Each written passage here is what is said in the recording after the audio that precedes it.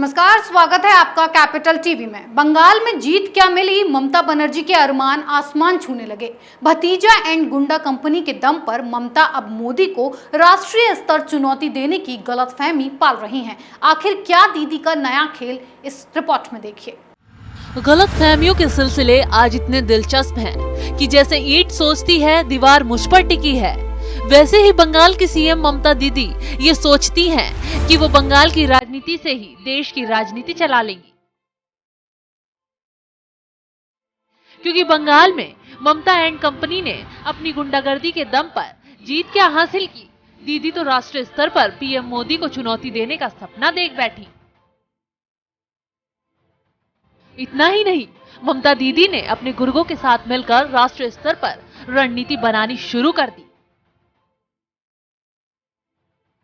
पहले दीदी ने अपने भतीजे अभिषेक बैनर्जी को अहम जिम्मेदारी देते हुए महासचिव बनाया और फिर अपनी गैंग के साथ मीटिंग कर बंगाल से बाहर जाने और मोदी को चुनौती देने की रणनीति तय कर डाली।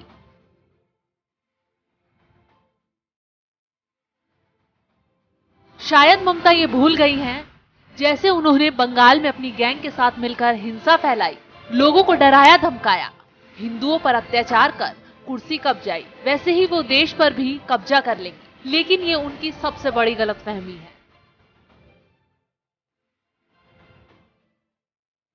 क्योंकि बंगाल से बाहर पीएम मोदी को चुनौती देना ममता के लिए इतना आसान नहीं होगा और हर राज्य में उनका मुस्लिम कार्ड भी काम नहीं कर पाएगा।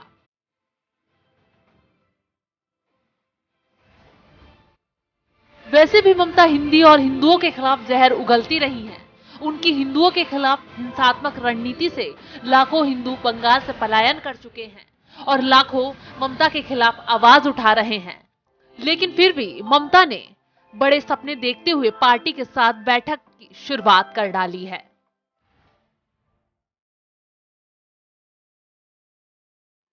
और तो और खुद बंगाल से बाहर निकलने के लिए दीदी ने अपने भतीजे के कंधे पर सारा बोझ डाल दिया है, ताकि भतीजा एंड कंपनी बंगाल संभाले और दीदी देश की सैर पर निकल सके। इस रणनीति को बुनने के लिए दीदी ने बाकायदा भतीजे और अपनी गुंडा गैंग के साथ 1 घंटे तक बैठक की।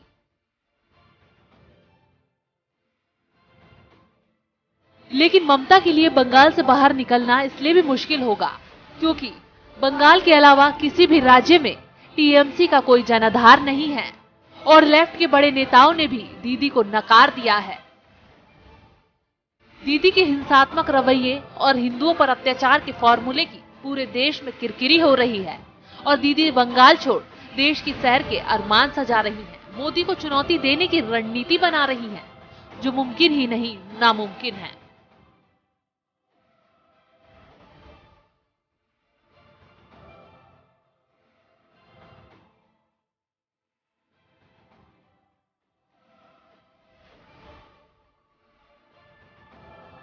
बंगाल जीतने के बाद ममता बनर्जी ने अब पीएम मोदी को चुनौती देने के लिए राष्ट्रीय स्तर पर रणनीति बनानी शुरू कर दी है। ममता ने अपने भतीजे को पार्टी में अहम जिम्मेदारी देते हुए बंगाल से बाहर जाने की योजना बनाई है। लेकिन ममता भूल गई हैं कि बंगाल की तरह हिंदुओं पर अत्याचार, मुस्लिम कार्ड और दंगे फसाद कर वो देश पर कब्जा नहीं कर सकती हैं। इस खबर में फिलहाल इतना ही। बने रहिए कैपिटल टीवी के साथ।